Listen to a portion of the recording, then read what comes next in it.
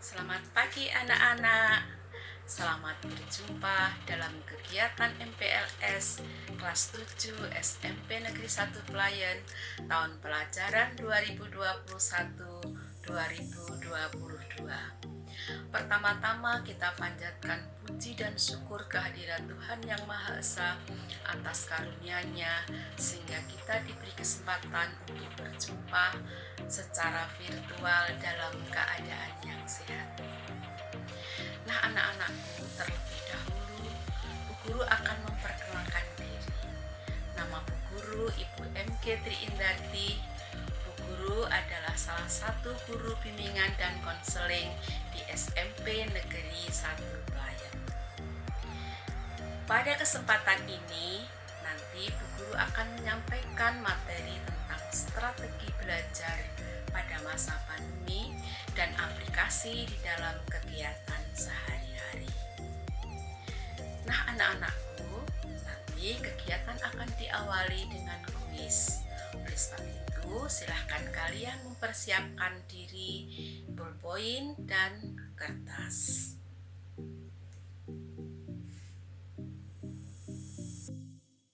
Nah anak-anak, kuis yang pertama adalah sebagai berikut.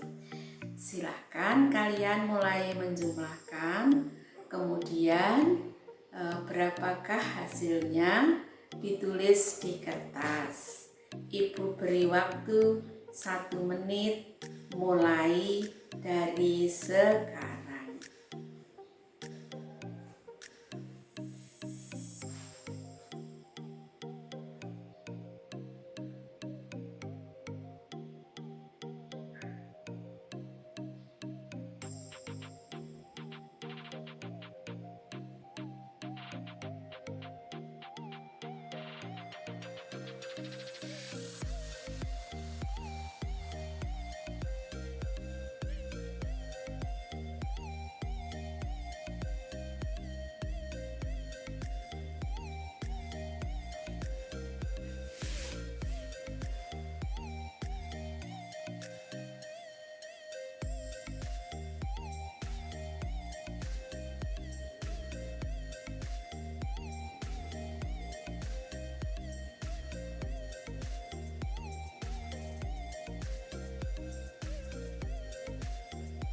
Ya, waktunya habis. Kita lihat kuis yang kedua.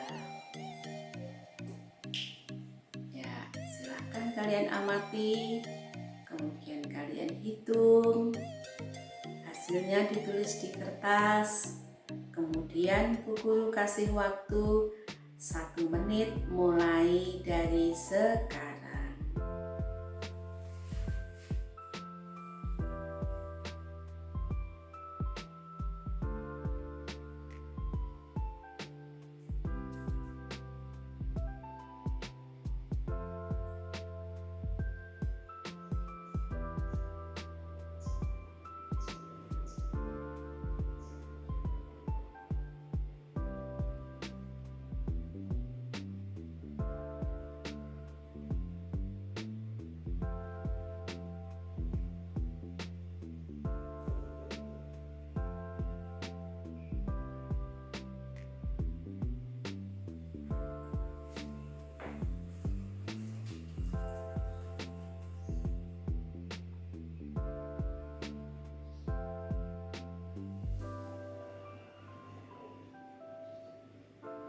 Ya, waktunya habis.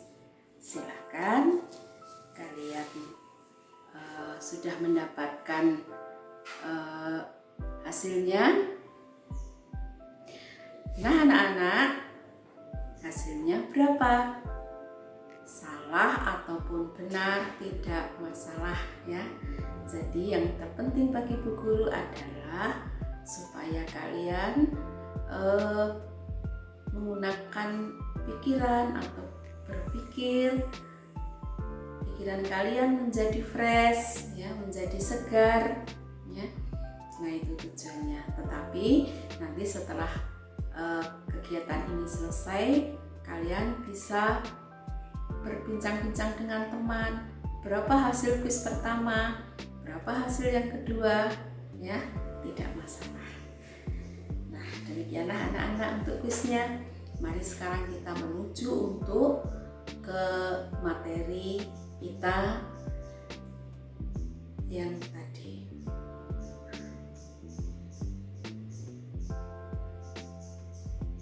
Ya, materi yang akan guru sampaikan adalah tentang strategi belajar di masa pandemi dan aplikasi dalam kegiatan sehari-hari.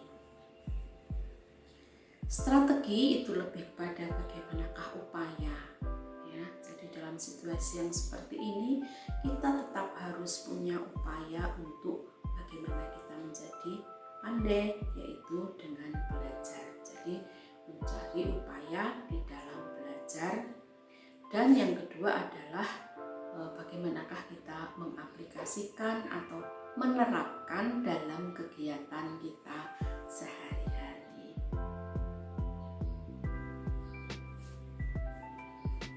Nah, strategi yang pertama yaitu kita adalah harus menganut suatu prinsip kemandirian. Nah, prinsip kemandirian itu yang seperti apa? Ya. Nah, ini prinsip kemandirian adalah kita harus sadar belajar. Ya. Jadi kita itu bukan libur di rumah, tetapi biar dalam kondisi yang seperti ini kita tetap harus belajar, karena pemerintah itu sengaja untuk menghentikan pembelajaran tatap muka, sehingga kesadaran belajar itu harus muncul dari diri kita sendiri tanpa ada paksaan dari orang tua atau kakak atau saudara, tetapi kita harus mempunyai kesadaran bahwa belajar itu merupakan kebutuhan sendiri. Terus yang kedua yaitu kita harus punya suatu kemandirian mencari sumber informasi tentang materi yang diberikan oleh guru, ya, sehingga kita perlu adanya kreativitas, tidak usah tergantung guru, ya. Guru hanya menyampaikan materi, kemudian untuk pengembangannya kalian bisa mencari sumber-sumber informasi sendiri.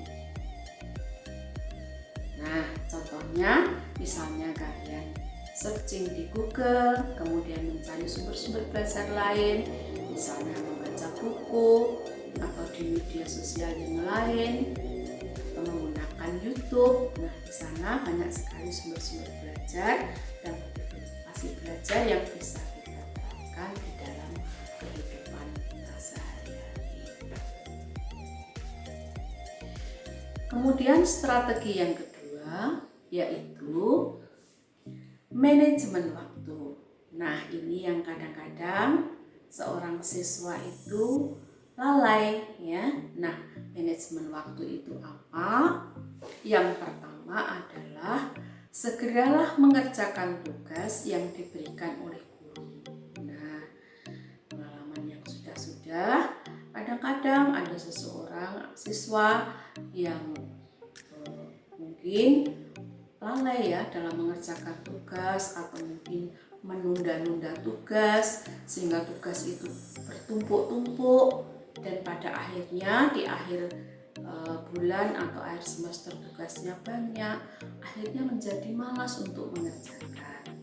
Nah, untuk di masa sekarang supaya kalian lebih lancar di dalam belajar, maka apabila guru memberikan tugas, segeralah untuk dikerjakan.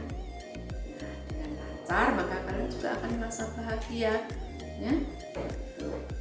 Kemudian yang selanjutnya yaitu perlu adanya jadwal. Jadi kalian perlu membuat jadwal belajar supaya dalam belajar itu terarah. Nah, dalam pembuatan jadwal ini tentunya disesuaikan dengan jadwal yang diberikan oleh Bapak Ibu guru atau jadwal yang diberikan oleh sekolah. Jadi kalian harus aktif, kapan harus mengikuti daring, kapan harus mengerjakan tugas, kapan harus mengumpulkan tugas dan sebagainya, sehingga kalian harus bisa memanajemen waktu. Kemudian yang ketiga, kadang-kadang kadang-kadang saking banyak tugas kalian itu lupa. Oleh sebab itu perlu adanya checklist, sehingga kalian harus membuat checklist untuk tugas-tugas yang diberikan guru. Nah, aplikasinya adalah seperti ini. Silahkan kalian membuat daftar checklist. Kolom pertama adalah nomor, kolom kedua adalah mapel, kolom ketiga adalah tugas, kolom keempat adalah tanggal akhir pengumpulan, kemudian keterangan. Ya, jadi misalnya nomor 1, mapel IPA, tugas yang diberikan adalah merangkum ya tentang tumbuhan atau apa. Kemudian tanggal akhir pengumpulannya mungkin dikumpulkan pada tanggal 15 Juli, ditulis, kemudian keterangannya sudah dikumpulkan atau belum. Nah, dengan kalian membuat checklist, maka kalian tidak akan bingung.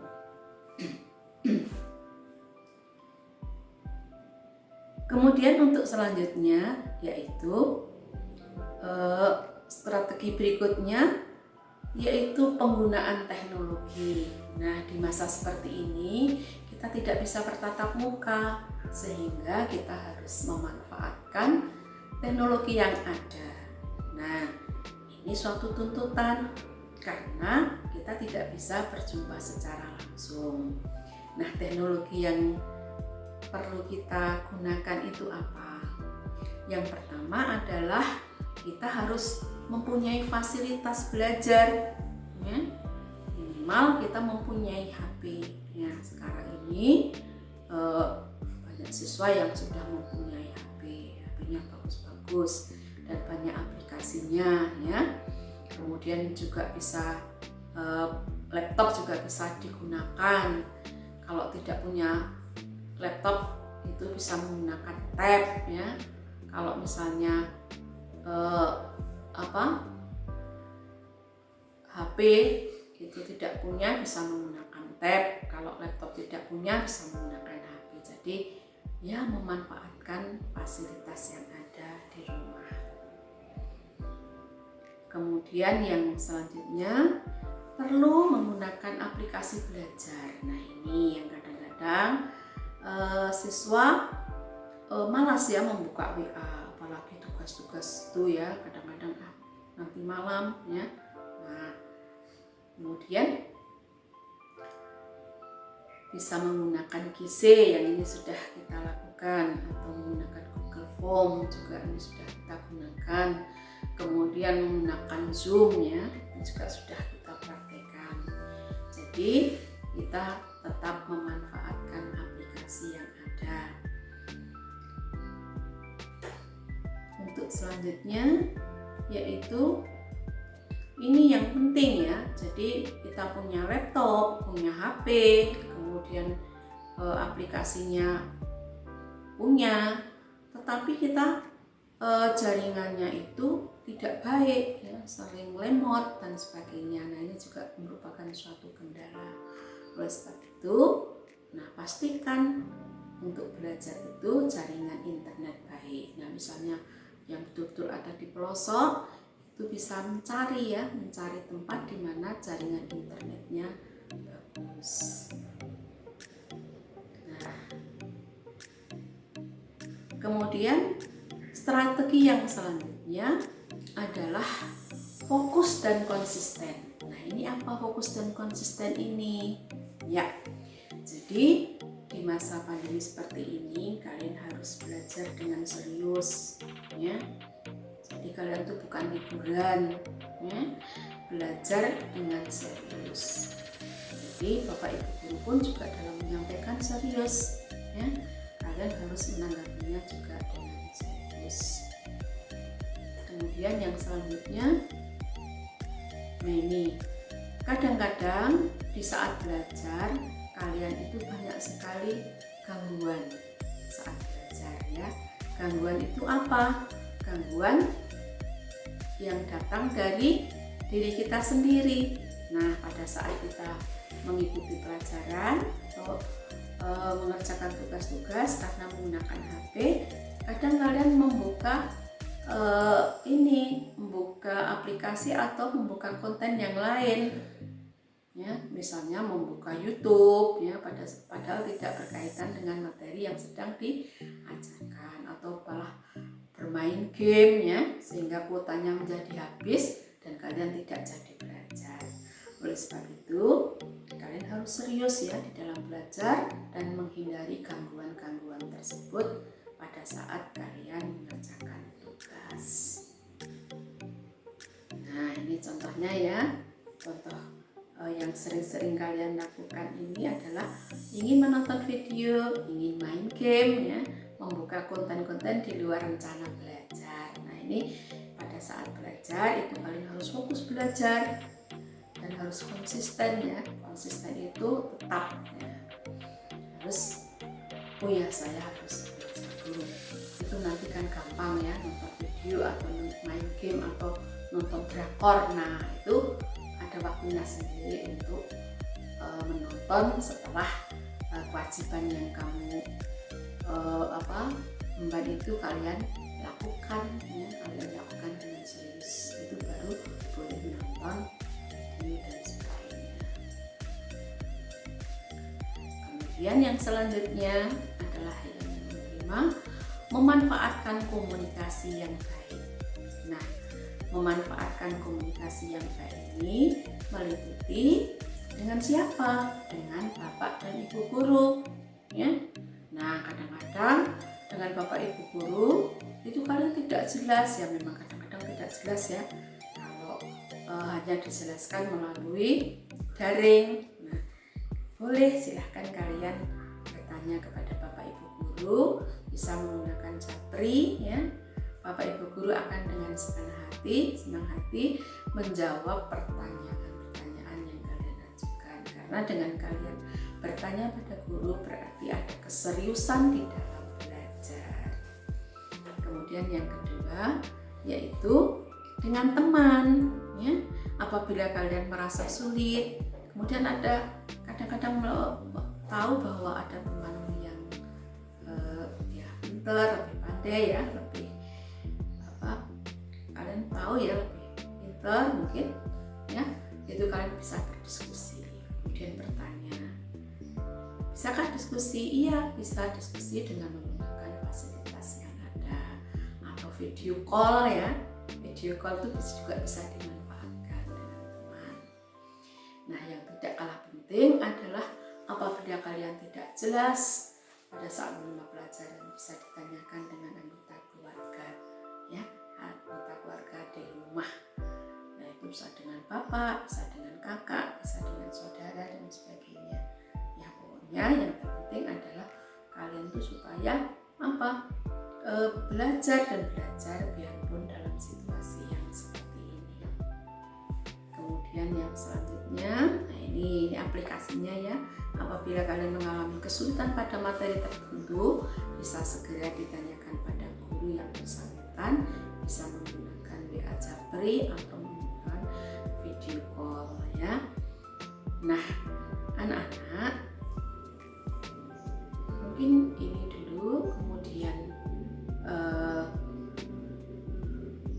nanti bisa kalian pahami lagi, ya, bisa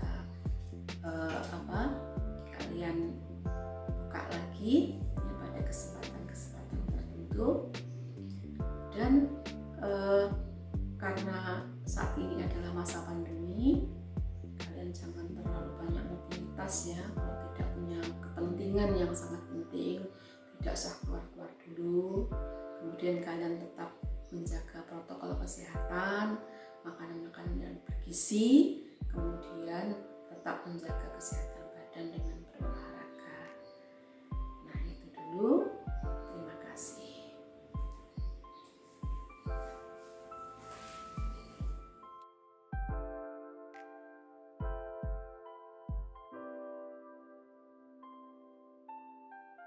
Nah, anak-anak, demikianlah materi yang Bu Guru sampaikan. Semoga bermanfaat dan dipahami. Kesimpulannya, dalam kondisi apapun, kalian harus tetap belajar, maju, dan bersemangat. Oh iya, tugas akhir dari Bu Guru yaitu silakan kalian membuat jadwal belajar. Kemudian jadwal itu tidak hanya sekedar dibuat, tetapi untuk dilaksanakan. Sekian dan terima kasih. Sampai jumpa.